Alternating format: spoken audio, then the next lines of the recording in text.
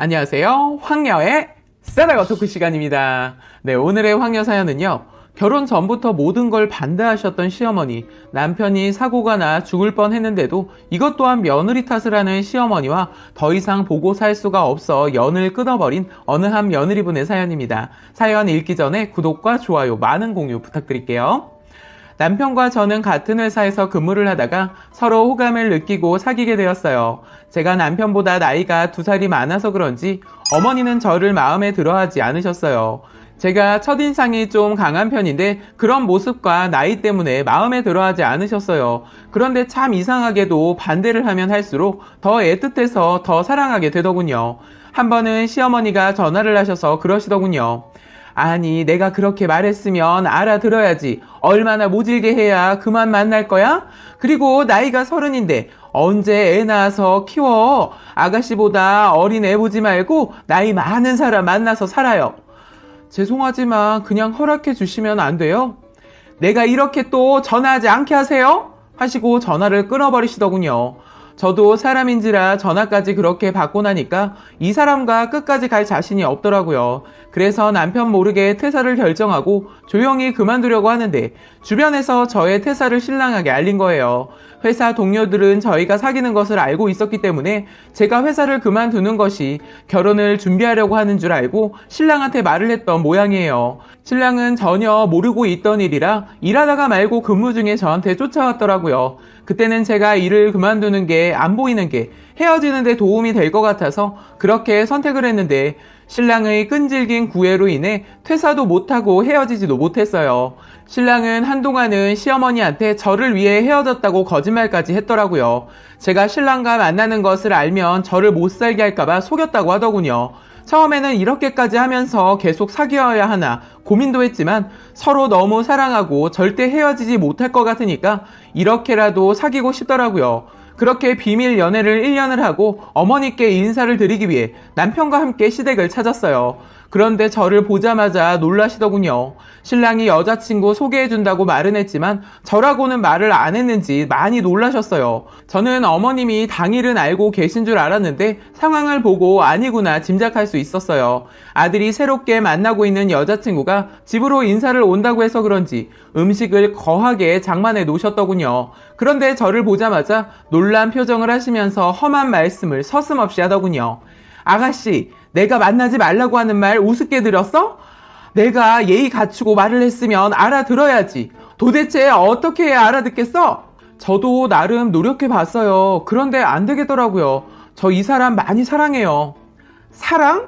사는 것은 사랑 가지고는 안 돼. 지금이야 좋지. 나중에 애 낳고 살면 얼마나 내 아들 잡겠어. 여자가 나이 많으면 드세서 안 돼. 어머님, 죄송하지만 저도 할 말 좀 할게요. 사실 나이에 대해 누가 정해놓은 건지 모르겠어요. 왜 여자가 남자보다 어려야 하고 여자가 남자보다 많으면 안 되는지 이해가 안 돼요. 그냥 서로 좋아해서 잘 살면 되는 거 아니에요? 그리고 제가 나이가 더 많다고 우습게 보거나 함부로 대하지 않아요. 이거 봐라, 이것만 봐도 알지. 누가 남자친구 집에 처음 인사 와서 이렇게 또박또박 말대꾸를 다 하면서 자기 얘기 다 하니? 너처럼 나이가 많으니까 겁나는 게 없는 거야. 제가 무례했다면 죄송해요. 그런데 자꾸 어머님이 나이에 대해서 얘기하니까 저도 모르게 말을 하게 되었네요. 내가 처음부터 아니라고 하면 아닌 거야. 그냥 네가 싫어. 정이 안 간다고. 그러니까 우리 집에서 빨리 나가라. 하시면서 갑자기 차려놓은 음식들을 다 싱크대에 쏟아 버리시는 겁니다. 저도 놀라고 이 사람도 놀랐는지 아니 엄마 뭐 하는 거야? 지금 이러고 나중에 후회하지 말라고. 진짜 너무한 거 아니야? 1년을 사귀고 있다고 하면 못 이기는 척하고 져주면 안 되는 거야? 아들이 좋다는데 엄마가 결혼하는 거야? 왜 이렇게 완강한데? 이 자리에서 말하지만 난 절대 헤어질 생각 없으니까 그렇게 알아. 그렇게 말을 던지고 저희는 시댁에서 나왔어요. 저희는 둘이서 배도 고프고 마음도 허탈하고 해서 술을 마셨어요. 남자친구는 미안했던지 미안해. 아니야. 저희는 어떠한 말도 서로에게 해줄 수가 없었어요. 그런데 그때 남자친구가 그러더군요. 우리 그냥 혼인신고 먼저 하고 결혼은 허락하면 하자. 혼인신고까지 했는데 반대는 안 하시겠지. 그래도 될까? 우리 엄마한테 말해서 상의해 볼게. 그런데 끝까지 반대하시면 어떡하지? 설마. 그런데 만약에 그렇다면 그냥 처가 식구들하고 지인들 몇 모여서 식 올리자. 저희는 그렇게 제가 혼자 살고 있는 집에서 신혼집을 차렸어요. 나중에라도 잘 살고 있는 모습 보면 허락을 해주시지 않을까 하는 마음으로 저희는 결혼식을 미루고 먼저 함께 살았어요. 그런데 시어머니 나중에 저희가 혼인신고도 하고 함께 살고 있는 것을 알고 저희 집으로 쫓아왔더군요. 집에 들어서더니 집에 있는 물건들을 뒤집어 엎어버리더군요. 신랑이 퇴근 전이어서 혼자서 그걸 다 감당하고 있었는데 이렇게 있으면 제가 죽을 것 같아서 난리치는 시어머니를 잡았어요. 그만하세요. 뭐야? 누가 이러고 살라고 했어? 내가 언제 허락했다고 혼인신고를 하고 사냐고? 저도 참을 만큼 참았는데 이렇게 나오시면 저도 이젠 참지 않아요. 그래? 네가 이제야 본색이 드러나는구나. 제가 어떤 사람이라는 거 보여주시면 이 집에서 나가시겠어요? 내가 겁낼 줄 아냐? 해봐라. 어디 한번 보자. 저도 그때 순간적으로 화가 나서 시어머니보다 더 심하게 물건들을 다 뒤집어 버렸어요. 원룸이라 집은 이미 엉망진창이었어요.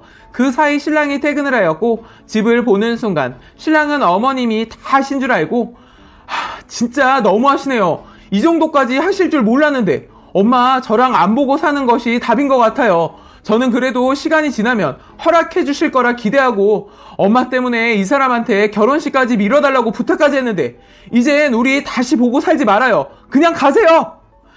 이놈이 내가 너를 어떻게 키웠는데 이딴 식으로 갔냐? 엄마 나한테 뭐 바라고 저 키우셨어요? 아니잖아요. 그리고 우리가 잘 살겠다고 하잖아요. 왜 오셔서 이렇게 난장판을 만들어 놓으시고 사람을 힘들게 하는지 진짜 모르겠네요. 더는 허락도 어떤 것도 바라지 않을 테니까 그냥 가주세요. 신랑의 그런 모습을 처음 봤어요. 정말 냉정한 표정과 말투로 말을 하더군요. 듣고만 있던 어머니가 그래? 한번 잘 살아봐라. 얼마나 잘 사는지 내가 지켜보마. 그런 말을 하시고 가셨어요. 신랑은 저 다친다고 차에서 기다리라고 하고선 난장판이 된 집을 혼자서 다 치우더군요. 저는 어느 정도 정리가 된 집에 들어가서 너무 고맙고 미안한 신랑한테 맛있는 밥을 해줬습니다. 그날이 너무 힘들긴 했는데 서로 더 끈끈해진 날이어서 더 잊혀지지가 않네요. 저희는 신랑이 약속한 결혼식을 시어머니 빼고 친정 부모님과 가까운 지인들 몇 명을 모시고 올렸어요. 그의 아이도 생기고 해서 저희는 조금 더 큰 집으로 이사를 했어요. 그렇게 저희는 시어머니와 일만 없으면 아무 문제가 없었어요. 하루는 시어머니가 애아빠를 불러서 시댁에 가게 됐어요. 신랑은 3년 동안 연락이 없던 엄마가 전화해서 보자고 하니까 내심 기대하고 시댁을 갔어요. 그런데 시어머니 허락은 고사하고 신랑을 잡았던 모양이더라고요. 둘이 어떤 말이 오갔고 어떤 일이 있었는지 모르겠지만 대형 사고가 터지고 말았던 겁니다. 집에서 신랑을 기다리고 있는데 전화 한 통이 와서 받아보니 병원이라고 해서 놀란 마음에 아이를 둘러엎고 병원으로 갔어요. 시어머니란 사람은 울고불고 하면서 의사한테 아들이 계단에서 발을 헛디뎌서 떨어졌다고 말을 하고 있더군요. 신랑은 바로 수술실로 들어갔어요. 꽤 오랜 시간 수술을 하였는데 수술실에서 나온 의사가 오늘이 고비라고 하시면서 준비를 하라고 하더군요. 순간 저는 기절을 하게 되었는데 정신을 차려보니 아이를 시어머니가 안고 계시더군요. 그 모습을 보는 순간 정신이 어떻게 됐었나 봐요. 시어머니 품에 안겨있는 아이를 빼서 안고선 한마디 했습니다. 2번 다시 보고 살지 말아요. 결국엔 아들까지 잡으셨네요. 이렇게 하시려고 그렇게 반대를 하셨어요? 이 사람 당신 전화 받고 얼마나 좋아했는데 혹시라도 허락해 주는 줄 알고 신이 나서 가는데 그 모습이 마지막이 될 수도 있겠어요.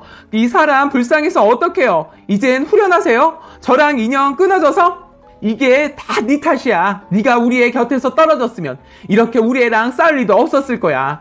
너 때문에 내 소원 뿌리치고 가다가 이렇게 된 거 아니야. 네가 뭐라고? 어찌됐든 원하시는 대로 됐으니까 이젠 보고 살지 말자고요.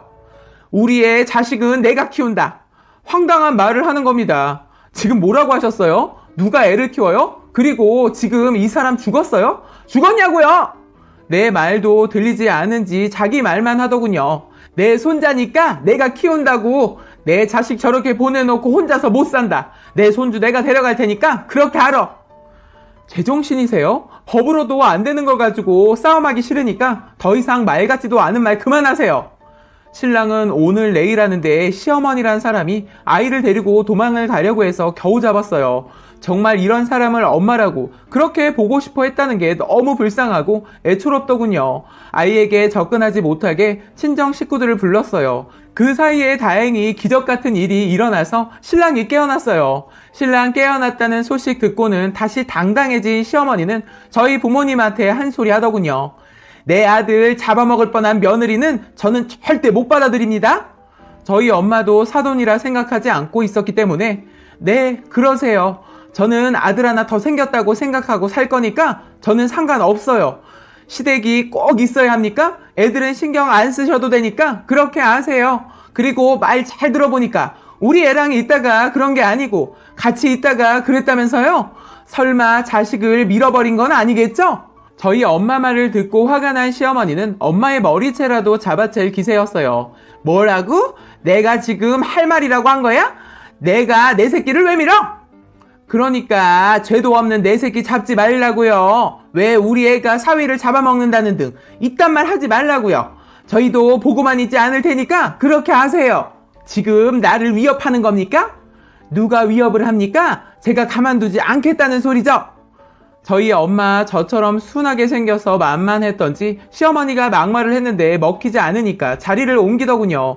그렇게 불편하게 있다가 시어머니는 가시고 제가 간호를 하고 아이는 친정에서 번갈아 가면서 봐줬어요. 무엇보다 신랑이 깨어나줘서 얼마나 고마운지 몰라요. 지금은 신랑 건강하게 회복하고 일도 열심히 다니고 있어요. 신랑은 그 사건 이후로 시어머니 얘기도 안 하고 왕래도 끊어버렸어요. 저도 신랑이 시어머니에 대한 마음의 상처가 큰 것을 알기 때문에 더 이상 그날 사건에 대해서는 말을 하지 않고 있어요. 라고 사연 마무리해 주셨습니다. 오늘의 사연 여기까지였고요. 많은 공유와 여러분들의 생각이나 느낀 점이 있다면 댓글로 표현해 보시기 바랍니다.